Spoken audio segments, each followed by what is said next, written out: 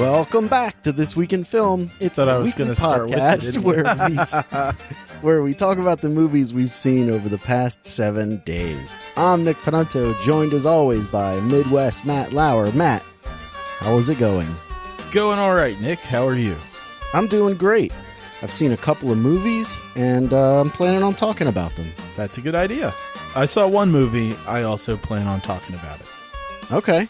All right. What movie did you see? I saw Shazam. Oh, you did? I did. Oh, I haven't seen it yet. I watched Lone Wolf McQuade from 1983. Never heard. And I didn't expect you to. And I watched the Lego Movie 2, the second part from 2019. Do you want to start with Shazam? I'm dying to hear about it. Sure, yeah. I can do that. And of course, I'm sure Big Ticket will be excited. That comes with a preview corner. All right. And let's see. So, all right. So first in preview corner, there was a preview for a movie I called Con Artist Women, but is actually called The Hustle. And it stars Anne Hathaway and Rebel Wilson as the fat girl, because you got lots of jokes about that throughout the preview. Mm-hmm. Looks like a movie where Anne Hathaway is a pretty professional con woman, and Rebel Wilson is being taken under her wing in a way to learn how. Oh, you know what? I saw the trailer for this, and it looks like a remake of Dirty Rotten Scoundrels. That's a movie I've never seen. Oh, it's pretty good. It's not great, but it's pretty good. Yeah, I just remember commercials for it where it seems like Steve Martin pees his pants. Yeah, that part's very funny. No, well, that's the part I know.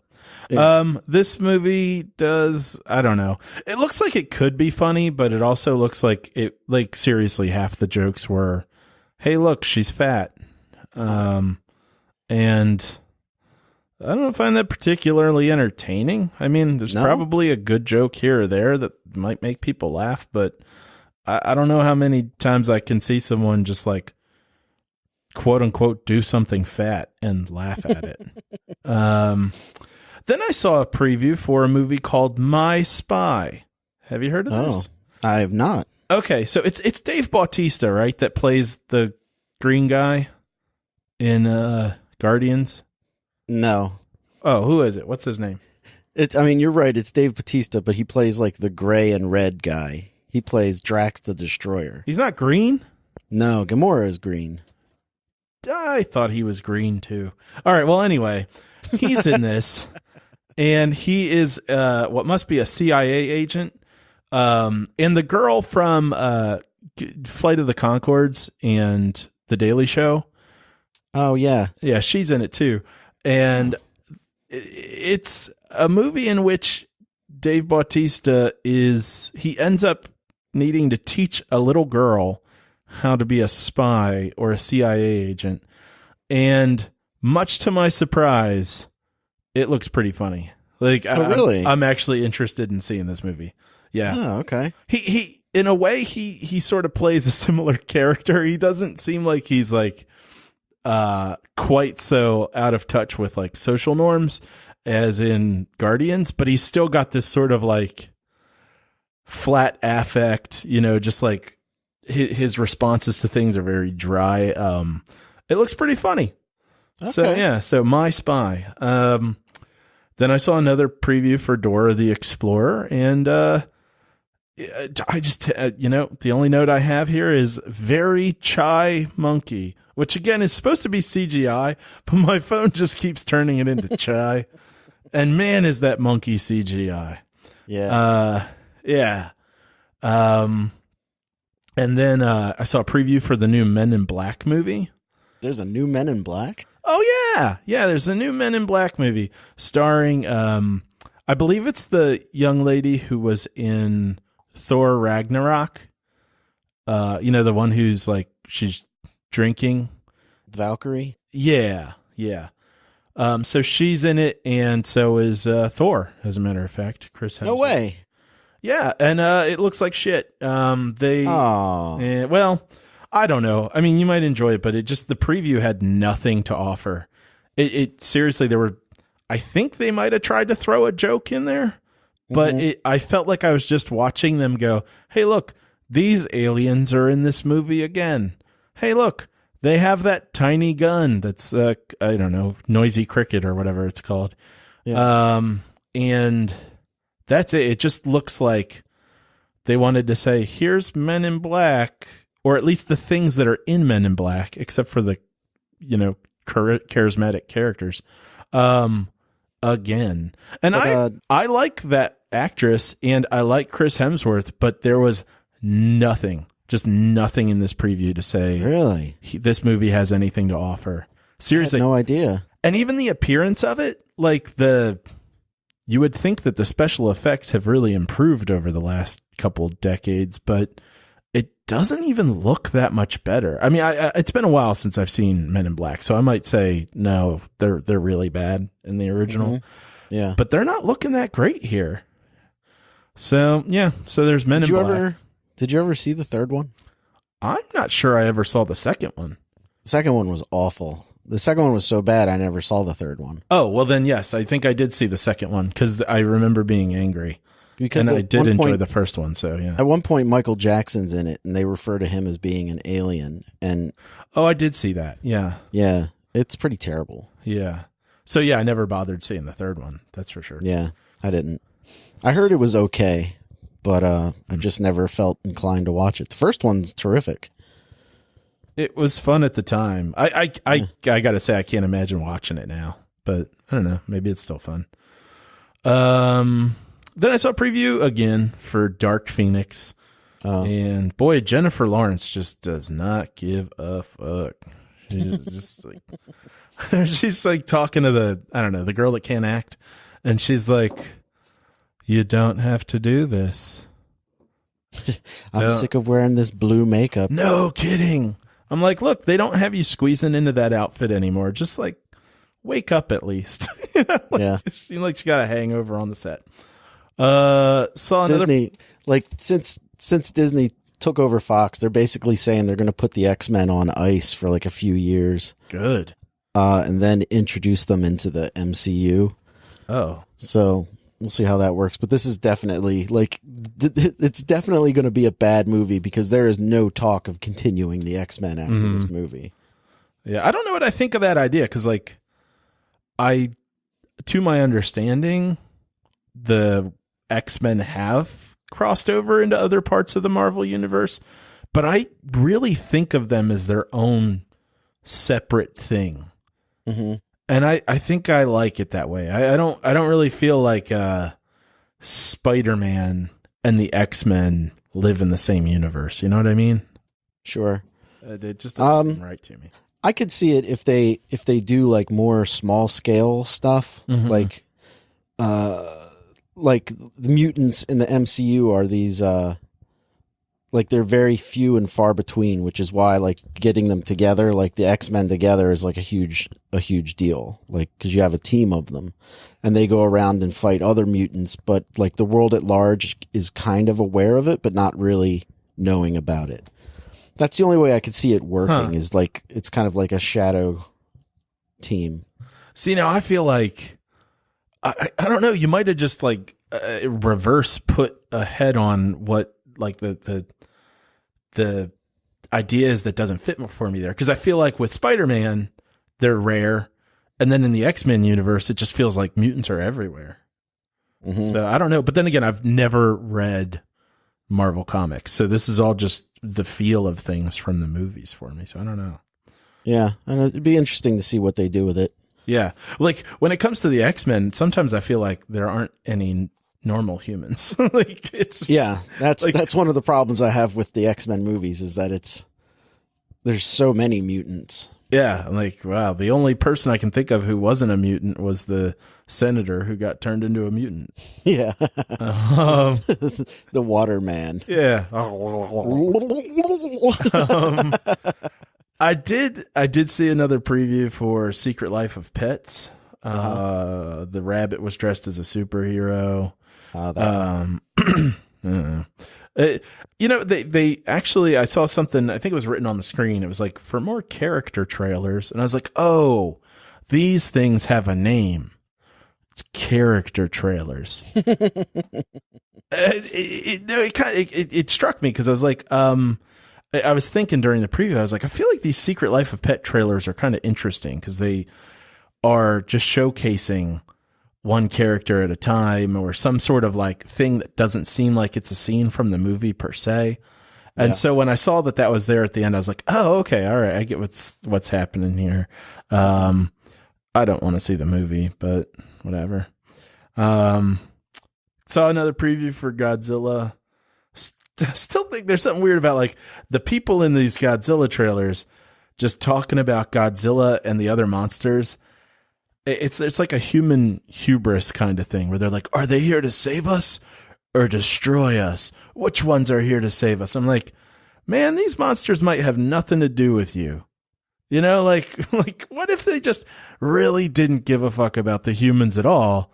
It's just monsters living on a planet and they're fighting because they're running across each other. It's like a bee doesn't really care about a human. Right.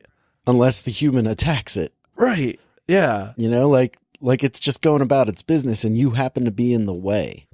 Yeah. The existence of other creatures, you know, and maybe this gets into some like religious stuff, but I'm like, the existence of other creatures may really have nothing to do with humans, by the way, you know? Yeah. So anyway, but I still can't wait to see it. That's like the same problem I think we both have with the Transformers movies is that they have to involve people. Right. Yeah. And I'm like, I don't have a problem with them, you know, people being destroyed or being scared or whatever, but it's like, or being a part of the story, but they don't have to be the central about it. Yeah. Yeah. It doesn't have to be about people. Yeah. So, yeah. Yeah, but again, still looking forward to it. Can't wait to see it. With the caveat there that I still am aware I may be grossly disappointed.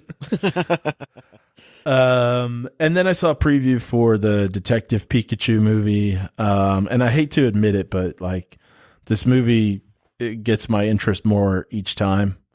Yeah. So I'll probably be seeing that in the theater. Yeah. I saw a new trailer for it yesterday. Like, I guess it's a TV commercial, but it was like a minute long. And it was, I guess like the Pikachus, or not the Pikachus, the, what are they called? What are the animals called? Pokemon. Yeah. It was like the Pokemon all auditioning to be in the movie, but it was really just a chance to show off how great the CGI looks. And, it looks great. Like the animals look cartoonish, but real enough. Yeah, the texture's real. Yeah, and I'm pretty psyched about it. I'm going to take my son to go see it because he likes Pokemon. Yeah, and I think we'll have a good time, which is all you can really hope for.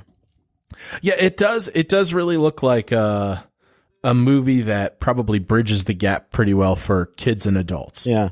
I mean, I've said it before, but I was never into Pokemon when I was younger. Like, my brother was really into it, and he seems a little indifferent about this movie, but he doesn't like to watch trailers and stuff, so he's a little weird about it. But he doesn't like to gather expectations for something, because if he's disappointed, the disappointment is that much greater. Hey, I don't blame him on that. Yeah. So like the worst thing you can do is talk about something around him that he hasn't seen, because he's like, oh no, now I'm getting expectations. So that's a fun game. Well, just tell him it looks awful, but he should go anyway. Yeah. All right. So that's it for the previews. All right. Brought to you by The Big Ticket. So Shazam. All right, let's see. So I think I can get through this without really spoiling anything, because it's not a very heavy plot movie. Sure. I guess synopsis wise. Okay. There's a kid who gets the ability to turn into a adult shaped superhero, and he's an orphan, and he's being brought into, right before he gets his powers, he's being brought into a group home that's got a very nice family vibe to it. It's actually it's kind of the unsung star of the movie, in my opinion, is this house. Like, not the building, but like the family of kids and parents that are in it. Like, this foster home's really cool. It may be a little idealized, but it's cool. And so throughout the movie, he gets his powers, and then there's a bad guy. And I guess you could kind of guess that just from the fact that it's a superhero movie. Right.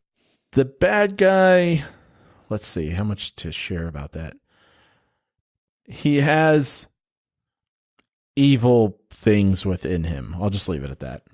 Okay. And he's trying to get Shazam more or less to get more power. He's trying to capture him, or he's basically trying to hunt him down to steal power from him.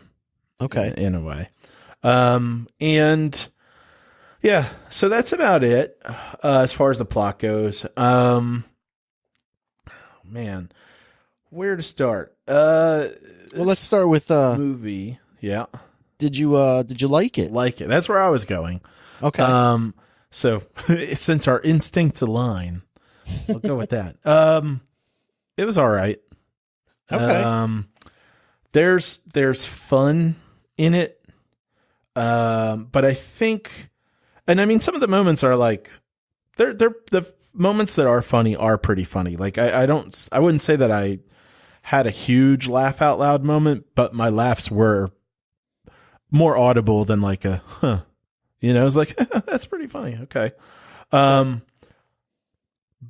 the characters are, the main characters. So the main kid, Billy, the main foster brother, that's his question mark friend, and the main bad guy, who is played by Mark Strong.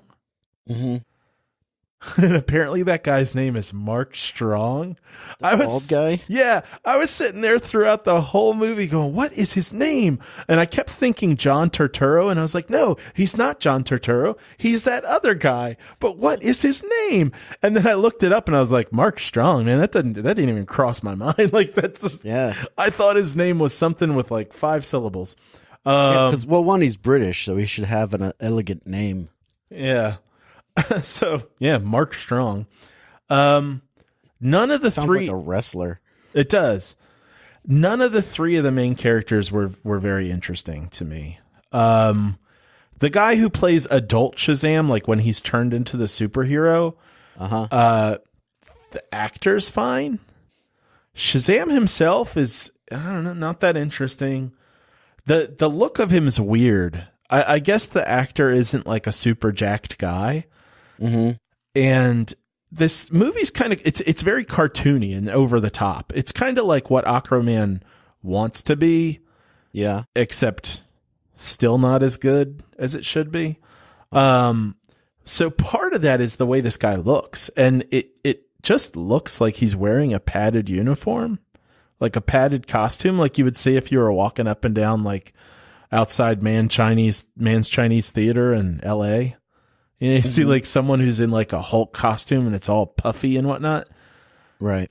That's this outfit.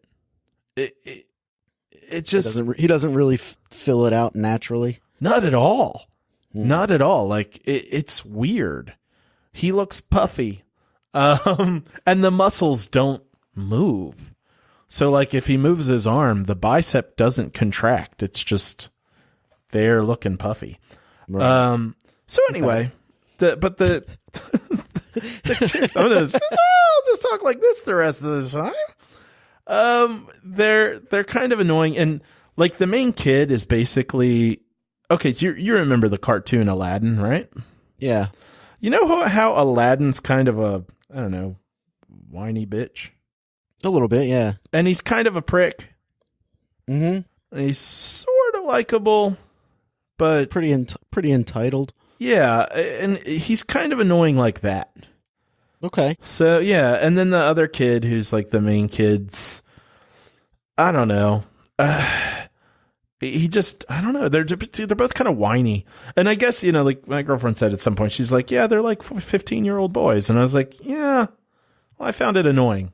So, so there's that. And there are a lot of weird moments in this movie where you're like, they're just like weird choices. And Corinne and I kept like giving each other looks whenever one of these things would happen. So for instance, when he goes into this foster house,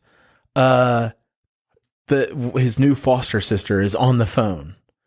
And it seems like she's just having a conversation with any old person. And she's like, oh yeah, this one kid's getting annoying over here, whatever. And then all of a sudden she's answering an interview question. Like a college is on the phone interviewing her. And it's like, wait, what? It almost seems like she had put the phone down and then it rang and she answered the phone and instantly was like, oh, one of my favorite things about school is such and such. And you're like, what is going on here? They're like in the middle of sitting down to dinner and this is happening. Mm-hmm. And then there's another point where the second kid, like he sits down with his lunch as though he just got it from the line, in high school, and literally stands up and throws it away.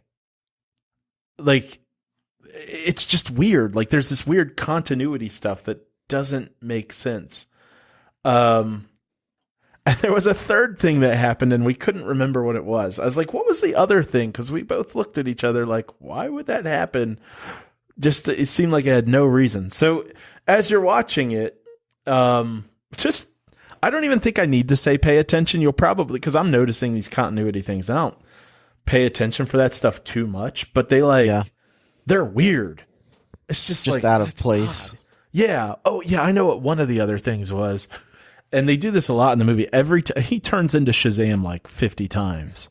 And it seems like, I don't know, every other time they're like, look, he's Shazam. And I'm like, yeah, I know. That's not new. Like, it's not unusual.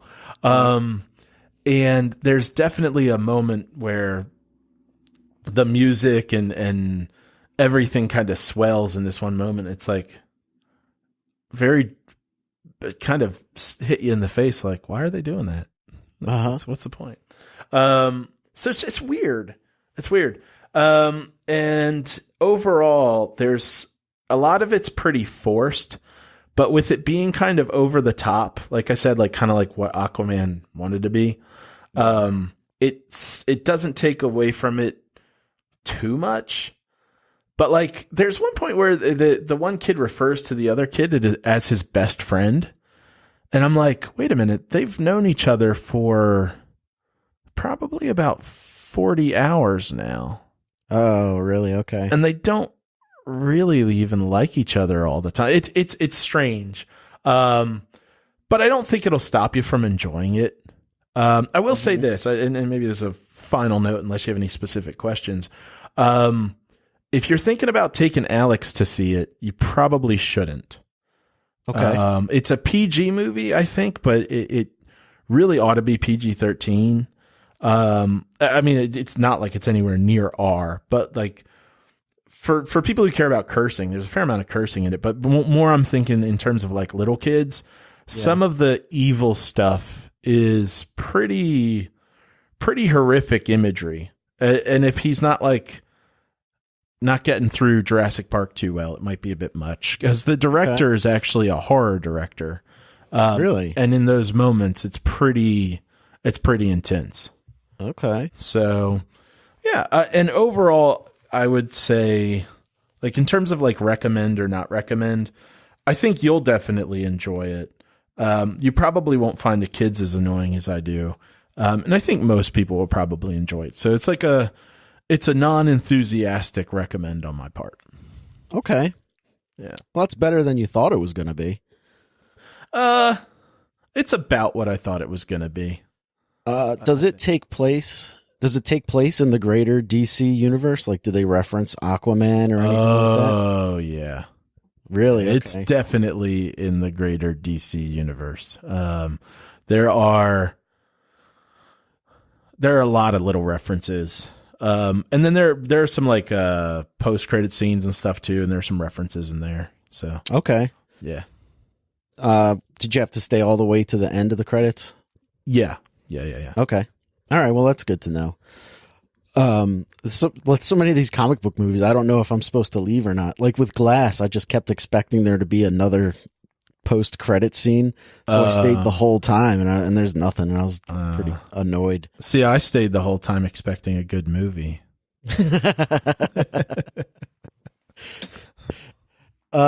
So how does he get his powers? Like, from what I gather from the trailer, he's like in Antarctica or something, and he runs into Digimon Husin. I don't really know how to say that guy's name.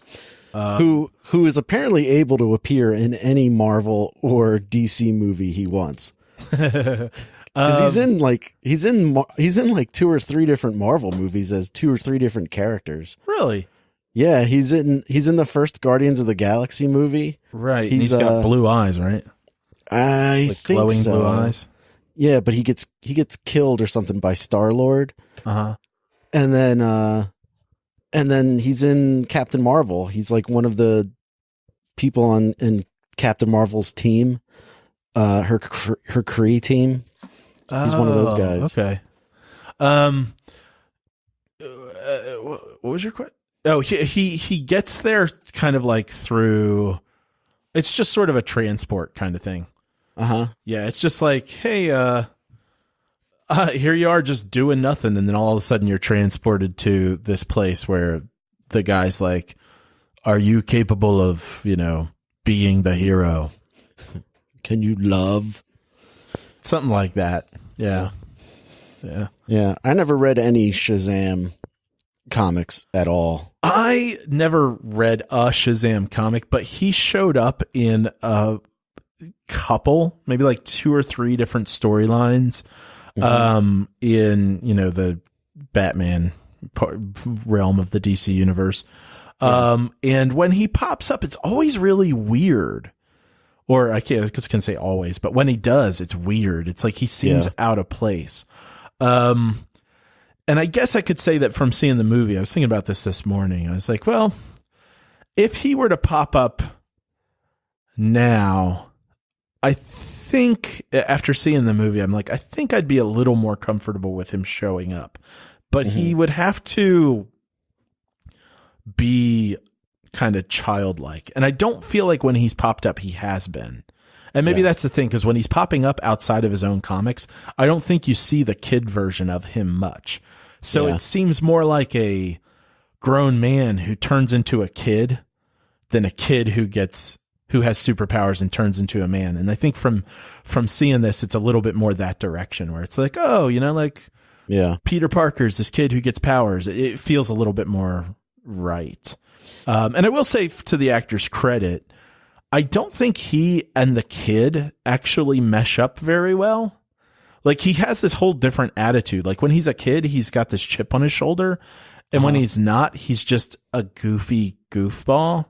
But the actor who's the adult actor does play childlike pretty well. So, he can give him credit for that, I guess. Okay. All right. Well, I can't wait to see it. I think maybe I'll go tomorrow or something if it's rainy. I don't know what the weather's supposed to be. But, yeah, I've been looking forward to it. So, it's better than Aquaman. Do you think, few things aren't, do you, having the flu.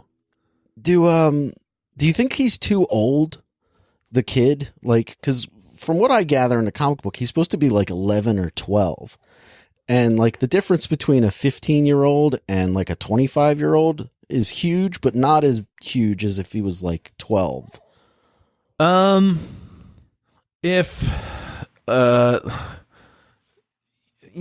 don't think he's too old, because there's nothing very much implied to that he'd be like there's a little bit of reference to like, finding women attractive, but it's very minimal. So he still feels like he's maybe a little mischievous, but it still feels like he's like maybe 13. Not quite, like 15 doesn't feel too far from 17. Right. This kid does feel pretty far from that. Okay. All right. That's cool.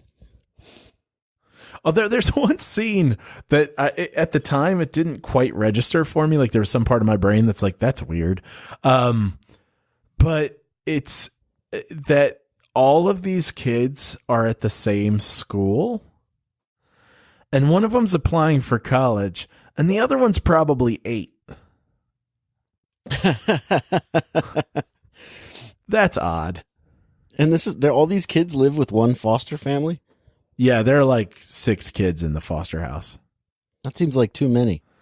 Yeah, well, the foster parents do say that they were both foster kids when they were young. So actually at some point they do refer to it as a group home that they're running. So it's, okay. I mean, it just looks like a house, but it works.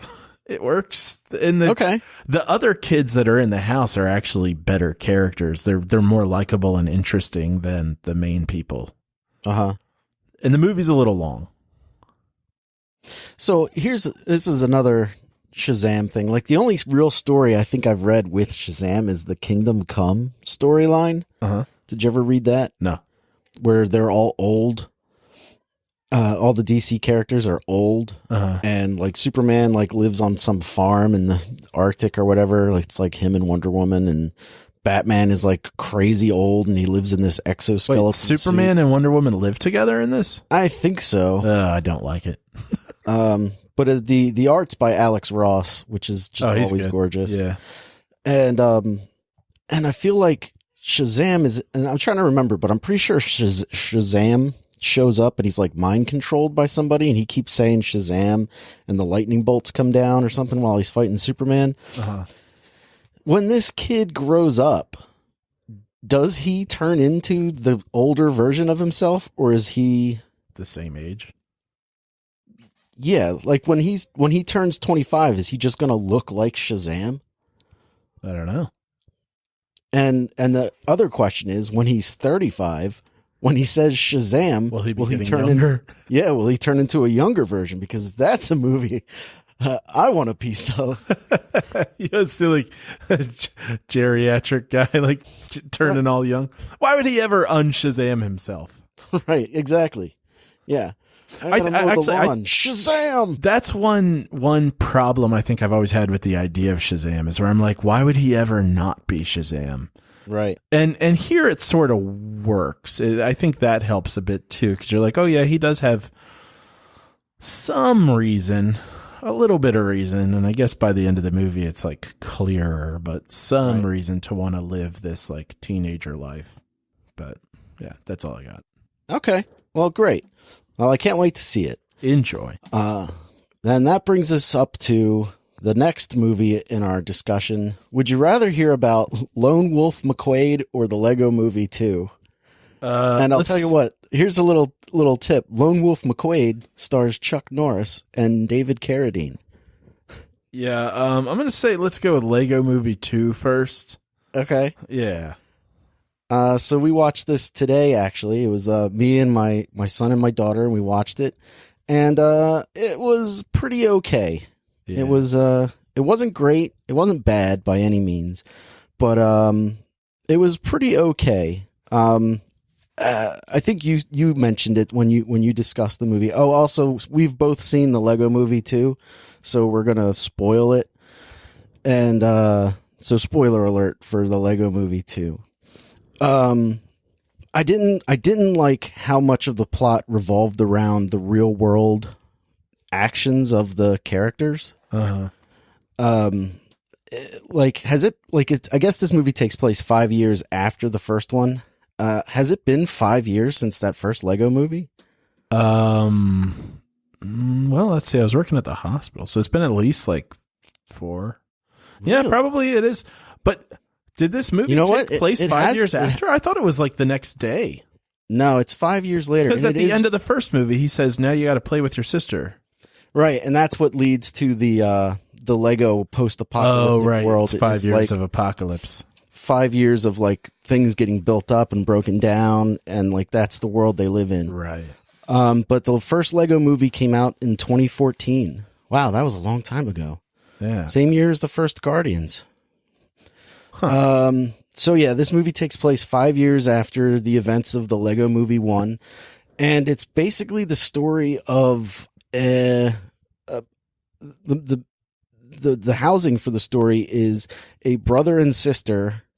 Brother who's like 10 or 11, 12, has a younger sister who grew up playing with Duplo or whatever. Yeah. And she slowly collects her own Lego collection, like girl Lego stuff.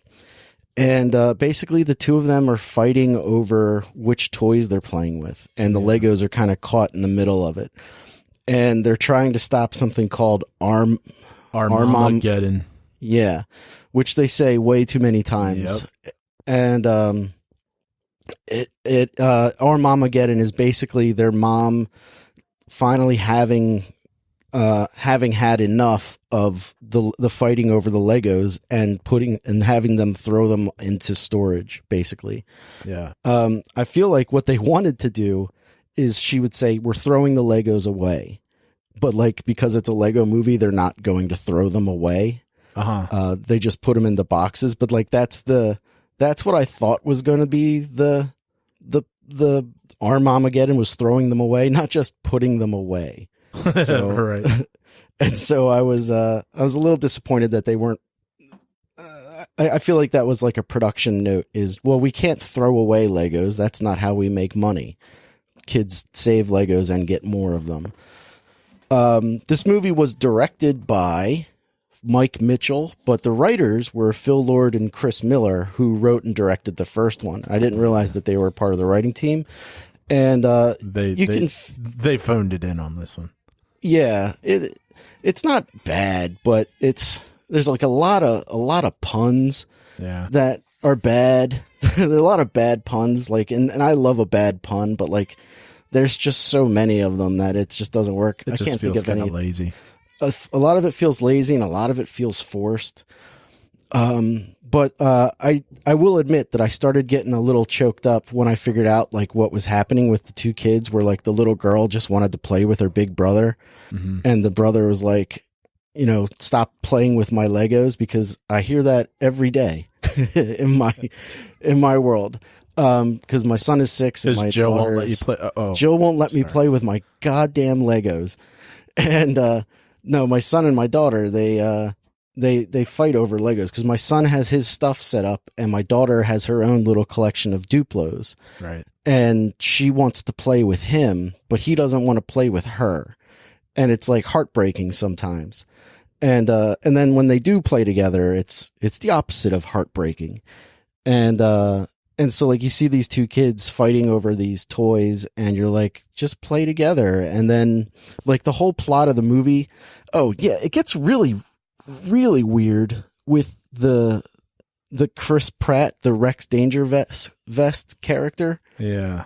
I really don't know what to make of that part of the story, where like time travel becomes involved. Mm-hmm. And all that stuff. Like the outside world, outside of the Lego characters themselves, plays such a huge role in this movie that I don't even really understand what the real plot of the movie was. Like in the first one, you don't even realize that you're watching toys until the end of the movie. And then after the movie's over, looking back, you realize what you just watched, and you're like, oh, okay. It was this little kid playing with his toys the whole time. Right. And this one is like, you're jumping from like, is it the little boy's perspective? Is it the little girl's perspective? Is it the Lego's perspective? And now we have this Lego character who's from the future. Yeah, you've got a lot more time and instances to sit and go like, wait, how is this working? Yeah. Mm-hmm. And like, especially the sequences where he gets lost, like they lose him under the dryer. Yeah. And they come to life. Like they start moving themselves around in the real world. Yeah. And it's like, is this really happening, or is it just the kid imagining it still? So there's a lot of things like that where the story just doesn't really work, or it's not as cute as the movie thinks it is. Yeah. But overall, it was okay. I liked it. There were a couple of really funny parts. The everything isn't awesome, or everything's not awesome. Yeah. That was my favorite part of the whole movie. I liked some of the songs. You were saying that you didn't really care for most of the songs. I didn't care for most of the stuff that what's it called? Anything I Want to Be or something like that? Something like that. Yeah. The Whatever I Want to Be. Yeah, I didn't dig on those songs at all. I liked her songs. I was into it. It was kind of funny, the idea of where she's like singing about not being evil, and it's all irony. That was kind of funny. Yeah. But like, again, you're not like, the movie has to tell you that they're not bad guys. Mm-hmm. Like the movie literally tells you, oh, you're not the bad guy? Well, then who's the bad guy? And you're like, and then the movie goes, this is the bad guy. And you're like, oh, okay. So all of the time we just spent with the sisters' toys was just a waste of time, really. Yeah. So like, you feel a little cheated watching it, I guess. And I mean, it's a movie, the audience is for kids. And I think you said when you saw it that the audience for the first movie was more geared towards adults with kids in mind. And I think I agree, like, this movie was more for kids with adults in mind. Yeah. Yeah. I agree with me and you. Yeah. So yeah, it's definitely worth checking out. Like, up until when the Rex Danger Vest guy becomes a villain, I was really into that character. Like when basically he just describes, like, at one point he just describes Chris Pratt's acting career, where he's like, I went to having a baby fat to being a huge beefcake, and I got some cheekbones and some stubble. And I'm like, that's exactly like what Chris Pratt did. Like, he was like a big fat guy on Parks and Rec, and then Marvel picked him up and he turned into a huge beefcake with a beard and all. So like, I like Chris Pratt a lot. I'm getting tired of Chris Pratt. I'm not. I wish I didn't have to hear about his personal life all the time, but like, as far as his acting goes, I'm on board. But like, I guess he's like a crazy Jesus guy. Yeah. But you know, he doesn't seem to let it affect his work or whatever, but I don't want to hear about it. So but yeah, I thought he did a good job. I liked Elizabeth Banks. I kind of liked the Will Arnett Batman. I did enjoy Elizabeth Banks more. I don't necessarily want to spin off with that character, but I feel like she is a better character, and they can do better humor stuff when she's the one talking. Mm-hmm. The Will Arnett, like all of the other characters from the first or from the first Lego movie, like, it felt like they had to cram them all in. Oh, that spaceship guy. Just shut up. Like, I really like him, and I really like the actor Charlie Day, but like, he didn't need to be in this one, really. Like, it was funny in the first one, but like, this one, not so much. I liked the Justice League stuff in this one. I thought that was pretty funny. I don't even remember that. Because Channing Tatum and Jonah Hill are Superman and Green Lantern. And they're very funny. I think those two are great. Like the Justice League goes off to fight the sister, but they never come back. And then Chris Pratt finds them, and they're all covered in glitter, but they're living a happy life. And like you're supposed to think, oh, they've been brainwashed into liking this. But in actuality, they're just having a good time. So like, we're wasting time here. So the story is really lacking, but some of the humor bits are really good. There's a few really funny moments here and there, but overall, I'd give it a recommend. Okay. I think I liked it better than the Batman Lego movie. Really? Yeah, I think so. I think I did. That surprises me a bit. I think mostly because of the subplot with subplot or main plot, I'm not entirely sure, of the relationship with the brother and sister fighting over their toys, because I'm living that every day. And I was like, oh, this is sweet. Just get along with each other and be quiet. Your dad's just trying to watch TV. Well, maybe the Batman one speaks to me more because I live with being Batman every day. Oh no! Right. Did it again. Don't worry, I'll edit that out. Out just like the other time. Yeah. And the Batman one I remember being a bit long, but I think I enjoyed the humor a lot more.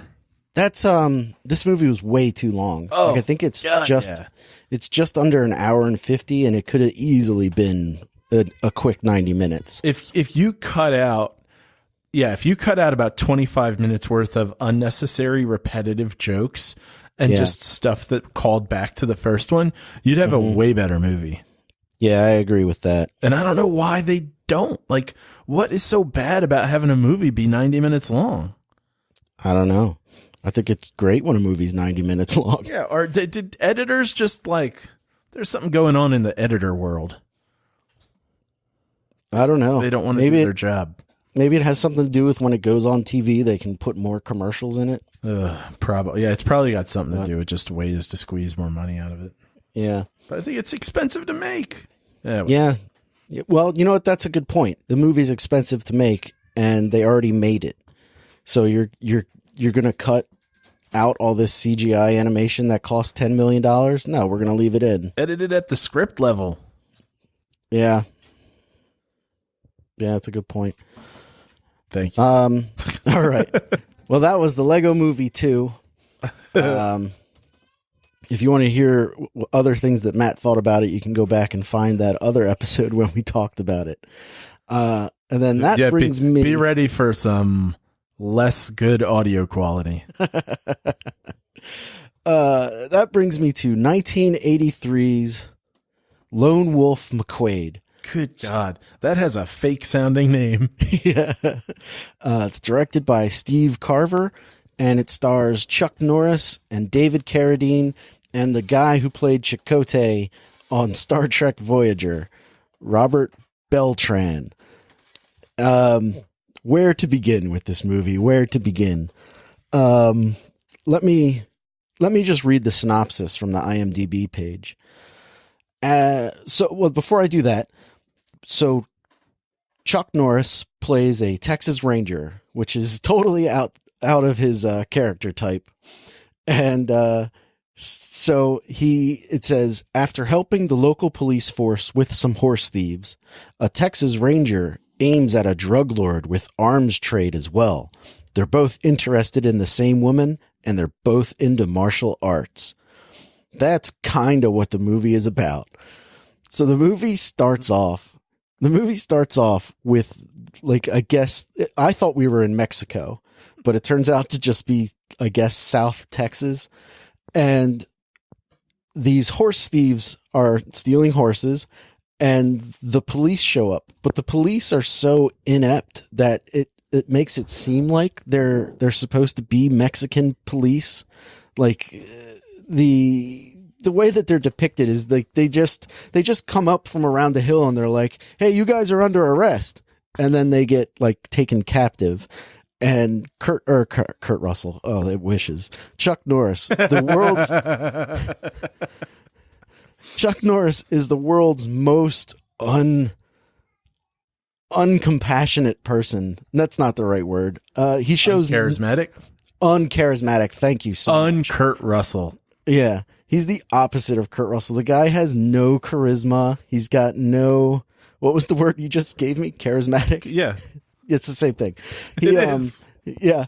He's just so boring on screen when he's not fighting. When he's fighting, he kind of comes alive. But for the most part, it's just a lot of him staring dead-faced at things. And so he sees these cops get captured. And he shakes his head like, stupid cops. And he's got a sniper rifle, and he shoots something and blows it up with the sniper rifle and announces himself to the horse thieves and says, "I'm a Texas Ranger. It's me, J.J. McQuade." And the horse thieves are like, "Oh no, it's J.J. McQuade." And the head horse thief guy says, "Well, you better come down here, J.J. McQuade, or I'm going to shoot all of these hostage cops." And Chuck Norris goes, well, all right. And he stands up and puts his gun down, and he's up on a cliff, and he stands up, and the horse thieves, one of them pulls out an Uzi because it's a Chuck Norris movie. Everyone has Uzis, and just starts spraying the cliffside with bullets. He doesn't duck at all. He doesn't move. He doesn't flinch. He doesn't go, oh, maybe one of these bullets is going to, hit my leg, chest, or head because I'm standing straight up. Does he have an Australian accent in this movie? No. Okay, then. Because for a moment you were like, maybe I should duck and get out of the way of these bullets. That's just my real voice. Oh, it looks like they're shooting at me. Crikey. I will. Oh man, if this movie starred who's Crocodile Dundee? Paul Newman. I'm just kidding. I don't know. What is Paul Hogan? Is that it? Paul Hogan. There we go. Yeah. Better movie if Paul Hogan was in it. Gotcha. So Chuck, I keep wanting to say Kurt Russell. Chuck Norris stands up. These Uzi bullets just hit the cliff face below him, and he goes, all right, I'll come down. So he comes down unarmed, and they come up to him and they go, we're going to teach you a lesson. And he says, okay. And then one of them gets a little too close and he punches him, steals the Uzi, and then shoots everyone. And then the head horse thief guy's like, oh man, don't shoot me. Don't shoot me. And then Chuck Norris just kicks him right in the face and knocks out his teeth. And he's like, and I guess Chuck Norris also did this to this guy's father. And so he's like father, like son. And then he leaves. And one of the cops that he rescues is Chakotay from Voyager. And Chuck Norris sets him free. And the guy's like, oh, thanks so much for rescuing us. He's like a little kid, but he's a grown man. And Chuck Norris is like, whatever. And he takes this guy to jail, I guess. And then he has to go to a retirement ceremony for this one actor who, let's see if I can pull his name up here. What's his name? L.Q. Jones. He plays a character named Dakota. If you saw this guy, you would recognize him because he looks like every cowboy ever. Okay. And he's retiring from the Texas Rangers. And Chuck Norris shows up all dirty and disgusting because he just killed a bunch of people. And he sits down while this guy gets his gold watch for his 30 years of service. And Chuck Norris goes up to him afterwards and he's like, here's a beer that I brought. You can drink it while I also drink one. And then the captain of the Texas Rangers comes over and says, come see me in my office. And they're like, ooh, you got to go to his office. And then basically, that Chakotay from Voyager gets assigned to be his partner. Wait, are we at the beginning of the movie still? Oh, yeah. Nick. What? Yeah. I know, right? So, scene 2. Good God. Man, it's a good thing we're doing this one last. Well, that's how the movie starts, because the movie's called Lone Wolf McQuade, right? Yeah, he's not alone. That's the only mission that he goes off on his own, alone on. When the captain tells him that Chakotay is his new partner, he's like, I don't want a partner. And he leaves. Wolf. He's like, I don't work well with others. Is his name McQuade? Yeah. Okay. And he says, I don't work well with others. And Chakotay's like, well, you're gonna work with me because the captain says it's my job now. And then reluctantly he goes, okay. And then he's just part of his team. And then here's where David Carradine shows up. So Chuck Norris has this daughter who is she's got to be. It's not Chuck Norris has a daughter. Chuck Norris has this daughter. Yeah. This daughter is, I think, supposed to be 14 or 15 years old. Uh-huh. And the actress playing her has got to be pushing 30. and so she's like, she does that. He goes to visit her at her mom's house. And she does that thing where she's like, Daddy, you're here, which is always uncomfortable. And she does that thing where she's like filling out her 401k. Yeah. And so her mom is there And I guess that it just seems like she's just this woman that Chuck Norris knocked up. Like they weren't married or anything. But they have this great relationship. And she tells Chuck Norris, oh, by the way, we're going to be moving to a different part of the state because I got a job. And Chuck Norris is like, what do you mean you're moving? You can't move. We'll talk about this later. And then the girl's boyfriend shows up and he's got this sports car and she's like, hey, my daddy's here. He's going to take me horseback riding. And the guy's like, oh, okay. Well, it was a pleasure to meet you, Chuck Norris. And the guy goes, and Chuck Norris is like, it was a pleasure to meet you too, Bobby. And he just gets back in his car and leaves. He came all the way over to her house and he just leaves. And then the next scene is they're at like a horse track. And I don't understand how, perhaps Texas is a different place, you know? And maybe that's where you go horseback riding is at a horse track. But it doesn't seem natural to me. I feel like horseback riding usually happens somewhere out in nature. Yeah. Yeah. And so that's where they are. They're at this horse track. There's tons of people are around.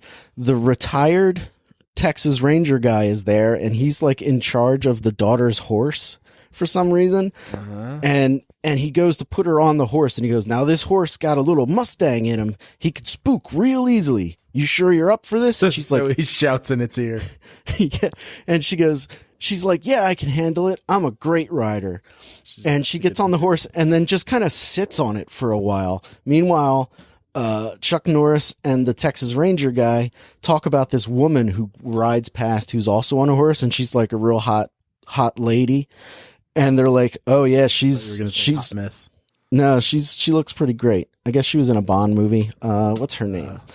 And she's walking by. Barbara Carrera is her name.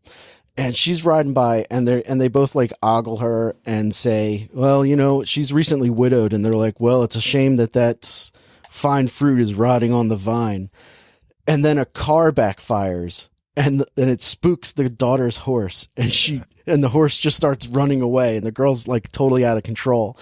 And then the Barbara Carrera actress, she's on her horse. She chases down the girl to save her. But meanwhile, Chuck Norris is just wind sprinting behind the horse. he's just running full sprint behind the horse and keeping up with it. Like if this woman didn't stop her horse, I have a feeling the movie would have had Chuck Norris outrun a horse in order to save his daughter. And so the woman rescues the daughter, and she introduces herself to Chuck Norris, and instantly they're in love. Even though like the sexual tension is just palpable. And then David Carradine shows up because he's also in this movie. And he is some kind of drug dealer / arms salesman or whatever. And it doesn't really matter. Like every scene he's in, he kind of has more jobs. And he comes up to Chuck Norris and Barbara Carrera, and he says, oh, I see you have found my woman. And you know, later today I'm giving a karate demonstration. I hear you're very good at karate. And Chuck Norris says, yeah, I can hold my own, but I don't fight for fun. I fight for real. And David Carradine is like, all right, well, I'll be beating the shit out of some guys later. And then the next scene is David Carradine just beating up guys in a ring, like a karate exhibition, and he's just beating the crap out of these guys. And then the immediate next scene is like a banquet. It's still daytime. Everyone is wearing different clothes, including Chuck Norris and the Texas Ranger guy. Everyone has changed clothes, and they're all gathered around to have a good time. And a big fight breaks out because I don't remember. And Chuck Norris gets to use some of his karate, and then him and David Carradine stare each other down. And then there's like a whole other movie that happens. And that's as far as I'm going to go into the plot of it. Okay.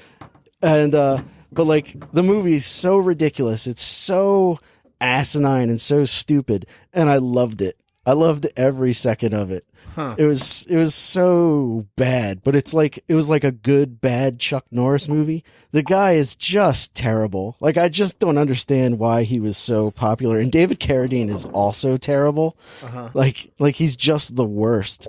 And apparently David Carradine and Chuck Norris don't care for each other, or didn't, because David Carradine's dead. And they didn't get along, and they fought on the set. And it was in David Carradine's contract that he could not lose a fight, like a hand-to-hand martial arts fight. Uh-huh. And so at the end of the movie, they have their big fight, and it's kind of a stalemate. And he like runs away, and Chuck Norris grabs a grenade and throws it at him, and the grenade goes off, and David Carradine must be standing next to a house full of TNT, because the house just explodes. Like, it explodes so big because of this grenade. And that's how he defeats David Carradine, because David Carradine's contract said he couldn't lose a fist fight. It's wild. Okay. It was pretty fun. Like, it's a total recommend. Check it out, because it's so stupid. It's so stupid. I loved it. I see. Now I don't think I've ever seen a Chuck Norris movie. Uh-huh. And I just have no interest in ever seeing one. Yeah. There's nothing appealing about that guy. There's nothing appealing about him. When he's fighting, it's pretty good, and you can kind of see like why he was popular. Like, he's really cut, and he's like really quick, and his kung fu is good. But like, as you may know, I've been reading comic books, and there's a comic book called Masters of Kung Fu. Yeah. And it's like a magazine, and within this magazine, like for months on end, they go back and forth between Chuck Norris and David Carradine, because they're like the only white guy kung fu stars. Yeah. And if you're not Bruce Lee, who's the most popular, well, we need a white guy in there, because we can't possibly promote a different Asian guy.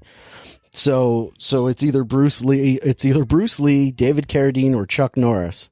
And Bruce Lee's dead, so it's one of these two guys. And apparently Bruce Lee was supposed to be in this movie, but he died. But yeah, it's pretty wild. I would recommend checking it out. It's like a quick 90 minutes, I think, or maybe like 145, but it goes by like so fast. There's this movie and Delta Force, I think, are really the only ones I've seen. Delta Force is great because he rides a motorcycle that shoots rockets. All right. So there's that. Okay. Yeah. All right. So that brings us to the part of the show where we add to our movie rankings list. Uh-huh. So Matt, you've seen one movie this week. Yes. Where is it going to go on your list? Boy, this is one of these moments where I'm like, this list is jacked up. Yeah. Because it really needs to go above the movie Vice. But what I'm realizing as I look at this list is I put the movie Vice way too high. So I'm going to put Shazam. I'm going to pretend Vice isn't on the list and go ahead and put Shazam between Dragons 3 and Abducted in Plain Sight. Okay. Shazam! And I'll give it 3 stars. 3 stars. Like, I'd really And do like 2 3/4, but whatever. And would you say you liked it? Yeah, I'll give it a thumbs up. Okay. That's a big Mild. Y. This is week 111 of the big show. All right. Now it's my turn. And I watched the Lego Movie 2. And I was looking at this list when I was waiting to talk to you. And I decided to put Lego Movie 2 below. See, I'm still torn. Like, I want to put it between Teen Titans Go to the Movies and between Ralph Breaks the Internet, but I don't think it was better than Ralph Breaks the Internet. I wish I put Teen Titans Go to the Movies higher, because I think about that movie all the time. So I'm going to put it below Wreck-It Ralph 2 into the new number 26 spot, between Ralph Breaks the Internet and Justice League Dark, which is quickly becoming where all of my animated films are going. Lego I'm surprised it's that 2. close to the Ralph Breaks the Internet one, because it seemed like you liked that more. I mean, you did put it above it, so I guess it makes sense. Yeah, I'm kind of happy with where I put the Wreck-It Ralph 2 movie. Yeah. But I'm only going to give this movie 2.5 stars. Okay. It wasn't bad, but, and I will say I liked it. I would give it a recommend. So there's that. All right. And then I watched, now this one is even tougher to place because it was bad, but I enjoyed the hell out of it. So where do I put that on the list? And I'm going to have to put it above Venom, and below The Grinch in the new number 38. I'm sorry, the new number 39 spot. Wolf McQuade. Wow, it auto-corrected that. On one. And I'm going to give this movie 2 stars. Actually, I'm going to give this movie 1.5 stars. 1.5 stars, but I did like it. So there's that. I would say check it out. One thing I'm noticing with the list, I hit 50 movies.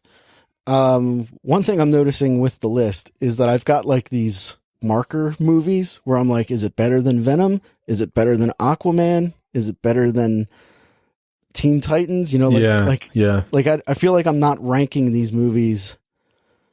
Like the list is becoming an entity unto itself. What a journey we're on. What a journey. Well, Matt, do you have anything to plug this week? For those folks out there into the whole comics thing, if you happen to be on Instagram, there's let me see, make sure I get this right. I think it's called Traveling Nerd, but maybe it's called The Traveling Nerd. It's not a bad source to have in your Instagram feed to know like what's coming out when. And they recently did a sort of a like pitting comic book characters against each other into like a bracket kind of thing, like who beat who. And yeah, it came down to Spider-Man versus Batman, and Spider-Man won, and to my surprise. And kind of disappointment, but then again, I look at what Spider-Man stuff has been coming out lately, and I go, well, yeah, that's better than any of the Batman stuff that's been coming out lately, so fair enough. Yeah, that's okay. I'm thinking Can't about seem to find it, so I'm gonna say it's called The Traveling Nerd, but well, I've been thinking about creating a page on our website, thisweekinfilm.com, called Matt Recommends, because you have a lot of plugs, and you plug a lot of like interesting shows or interesting Instagram places. So maybe we'll put that together where we can little side note. We can do that. Yeah. Speaking of This Week in Film, I'm glad I brought that up. The website has been totally redone. It's all finished. It's totally up to date. If you want to check it out, you can find us there, thisweekinfilm.com. And I guess if that's the end of the reel, we'll see you next week in film. See you then.